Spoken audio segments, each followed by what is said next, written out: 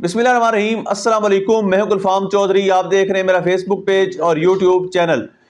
इमरान रियाज खान साहब ने पाकिस्तान की सियासत के अंदर होने वाले जो वाक़यात हैं, जो आने वाले दिनों में अहम तरीन तब्दीलियाँ रूनमा होने जा रही हैं, उसकी मंजर कशी की है। आइए पहले उनको सुनते हैं, फिर उस पर बात करते हैं। देखिए, जावेद चौधरी साहब ने जो बात की है ना कि मैं बैठ के स्मगलर्स के साथ निकल गया हूँ, ये इतना आसान पाकिस्तान से निकल जाना, ये ऐसे इतना आसान जैसे उन्होंने बता दिया ऐसे है नहीं। तो ये पता नहीं किस दौर की वो बात कर रहे हैं, जब लोग बैठते थे कश्तियों में और कश्तियों में बैठ के निकल जाते थे और वहां ओमान में चले जाते थे और ओमान वाले आगे से उनको हैप्पी बर्थडे टू यू कह के वीजा लगा देते थे या उनको आगे से जो है वो उनके पासपोर्ट पे स्टैम्प कर देते थे।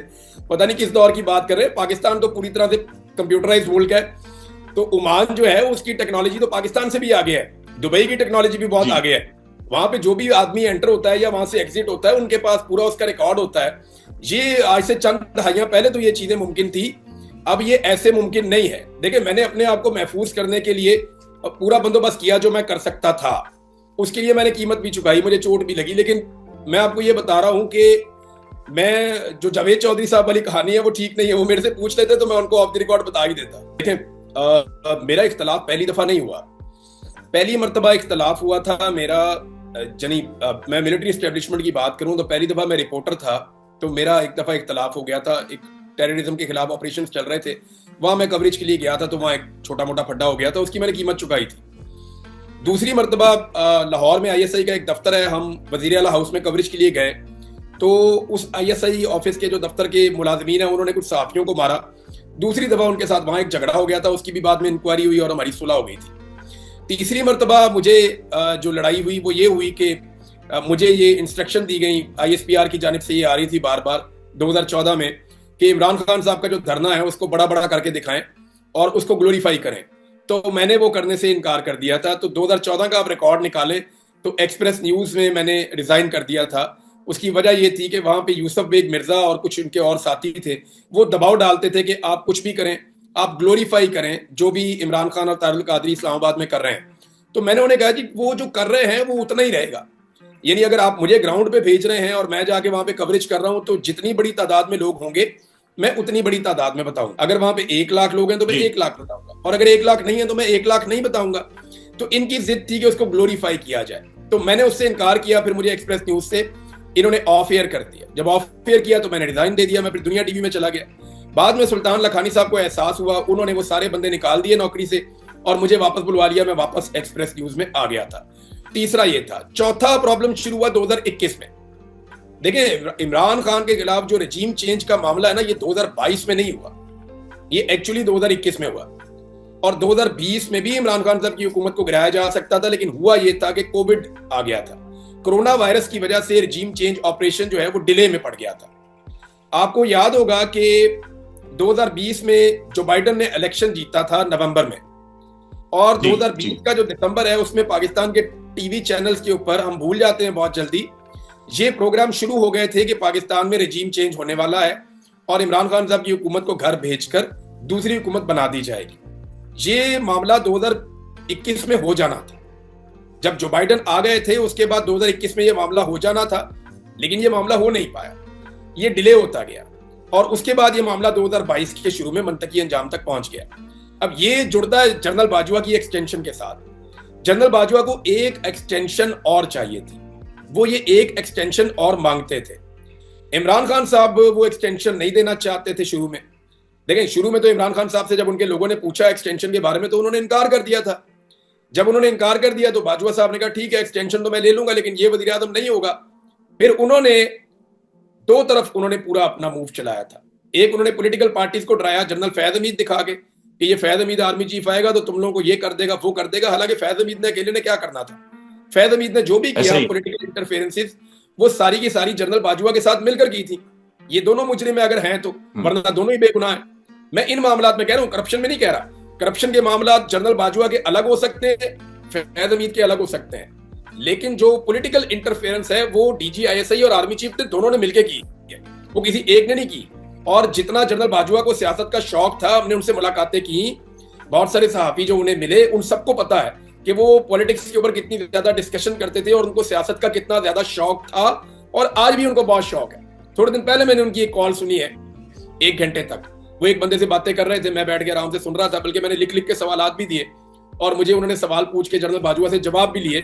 उनको ये नहीं पता था बाजवा साहब को कि इमरान रियाज सुन रहा है, तो मुझे अभी भी आइडिया है कि उनको कितना शौक है। तो जनरल बाजवा ने अमेरिका में भी लॉबिंग करवाई 2021 में, और 2021 में ही उन्होंने PMLN के साथ भी चक्कर शुरू कर दिया। मुझे ये बात पता चल गई थी 2021 के अक्टूबर में, जब मलिक अहमद खान साहब ने मुलाकातें शुरू की थी सितंबर अक्टूबर में, ये जाते थे मिलने के लिए GHQ में, और मलिक अहमद खान साहब वो बीच में कड़ी थे जो शरीफ खानदान और जनरल बाजवा के बीच में सौदेबाजी करवा रहे थे आने वाले वक्त के लिए और हुकूमत को तब्दील करने के लिए। फिर वहीं से आपको वो डिक्की वाली कहानी भी मिलती है कि डिक्की के अंदर शहबाज शरीफ को अंदर ले जाया गया, तो वो मलिक अहमद खान साहब उसकी मेन कड़ी है जिन्होंने ये सारा काम किया था। और वो इतना करीब हो गए थे जनरल बाजवा के कि जनरल बाजवा के लिए वजीर आला पंजाब का मेन कैंडिडेट मलिक अहमद खान बन गया था। शहबाज शरीफ को जब वजीर आला बनाया पंजाब का, तो इस पे जनरल बाजवा बहुत नाराज हुए थे और उन्होंने ये कहा था कि मैंने तुम्हें कहा भी था कि मलिक अहमद खान को बनाना है, लेकिन मलिक अहमद खान को वजीर आला पंजाब नहीं बनाया गया। उसके बाद फिर पंजाब में फेयर इलेक्शन करवा के परवेज अली को मौका दे दिया गया और शहबाज शरीफ के बेटे का पत्ता साफ हो गया, हमजा शहबाज का। तो अब जनरल बाजवा जो आए थे एक्सटेंशन लेने के लिए, और उनका सौदा भी हो गया था एक्सटेंशन का। इरफान सिद्दीकी साहब गवाही दे चुके हैं, PMLN के कई बंदे गवाही दे चुके हैं कि जनरल बाजवा को एक्सटेंशन देनी थी, लेकिन चंद वाकयात 2022 में ऐसे हो गए कि उन वाकयात के बाद जनरल बाजवा की एक्सटेंशन के इम्कानात खत्म हो गए और फिर जो है वो नए आर्मी चीफ आ गए। अब जब नए आर्मी चीफ आ गए तो फिर जनरल बाजवा की तो होगी वहां पे कहानी खत्म। लेकिन आपको एक चीज और याद होगी कि इमरान खान साहब ने भी एक मौके पर कहा था कि जनरल बाजवा को 6 महीने की एक्सटेंशन दे दो। इमरान खान साहब ने इसलिए कहा था कि जनरल बाजवा ने पंजाब में फेयर इलेक्शन करवा के 17 जुलाई 2022 फेयर इलेक्शन करवा के इमरान खान को यकीन दिलवाया था कि पूरे पाकिस्तान में मैं ऐसा इलेक्शन करवा दूंगा, आप मुझे एक्सटेंशन ये हुकूमत दे रही है उसके ऊपर आप रुकावट ना डालें। हुकूमत जनरल बाजवा को 1 साल एक्सटेंशन देना चाहती थी, इमरान खान 6 महीने की बात करते थे, जनरल बाजवा 2 साल की एक्सटेंशन मांगते थे। ये तीनों की अलग अलग कहानी थी, लेकिन हुआ ये कि अरशद शरीफ की शहादत और इमरान खान को गोलियां लगने के बाद फिर वो कहानी खत्म हो गई और फिर नए आर्मी चीफ आ गए।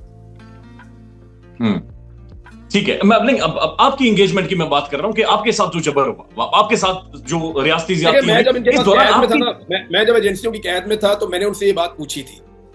अब देखें ना, उन्हीं की अंडरस्टैंडिंग है जो मैं आपको बता सकता हूं, जो उन्होंने मुझे बताया।